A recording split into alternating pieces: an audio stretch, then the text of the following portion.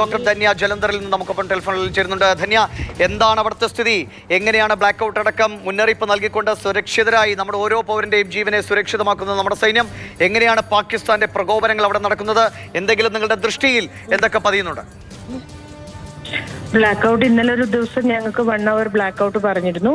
അത് 8 to 9 ആയിരുന്നു complete black out. ഇന്ന് അങ്ങനെയൊന്നും ഇതൊന്നും പറഞ്ഞിട്ടൊന്നും ഉണ്ടായിരുന്നില്ല. But by 9 o'clock all of a sudden എല്ലാ ലൈറ്റ്സും ഓഫായി. ഇൻവെർട്ടറിൽ ഓൺ ആയിരുന്ന ലൈറ്റ്സ് ഒക്കെ അപ്പുറത്തുനിന്നും ഇപ്പുറത്തുനിന്നും ആൾക്കാർ ഓടി വന്ന് പറഞ്ഞു there is something wrong that you have to switch off all the lights. അപ്പോഴേക്കും ബ്ലാസ്റ്റ് കേട്ടിരുന്നു.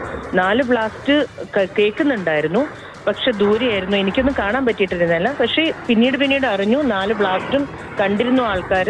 ഇപ്പോൾ മിസൈലുകളൊക്കെ ആകാശത്ത് മിസൈലുകൾ പോണത് കാണുന്നുണ്ട്. ബാക്കി ഡീറ്റെയിൽസ് ഒന്നും അറിഞ്ഞൂടെ. കാഷ്വാലിറ്റീസിന്റെ ഒരു വിവരവും ഇല്ല. ഒരു ഹോസ്പിറ്റലിന്റെ മേലെ ഒരു ബോംബ് വീണു എന്നൊരു ന്യൂസ് വരുന്നുണ്ട്. പിന്നെ കപൂർത്തല ചൗക്കിലാണ് ഒരു ബ്ലാസ്റ്റ് വീണതെന്ന് അറിയുന്നത്. ക്യാൻറ്റ് ഏരിയയിലും ഭയങ്കര അലേർട്ടായിട്ട് വന്നിട്ടുണ്ട്. സ്കൂൾസിനൊക്കെ നാളത്തേക്കും 4 ദിവസത്തേക്ക് ഇവിടെ സ്കൂൾ ഓഫ് ആയിട്ടുണ്ട്. School, colleges, everything.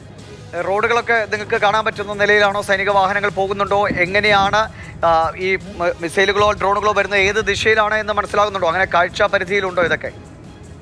ഇല്ല, ഞങ്ങളോടൊക്കെ അകത്തിരിക്കാൻ പറഞ്ഞുകൊണ്ട് തന്നെ ഞാൻ പുറത്തേക്ക് ഇറങ്ങിയിട്ടില്ല. അതുകൊണ്ട് എന്റെ കൺമുറ്റത്തൊന്നുമില്ല.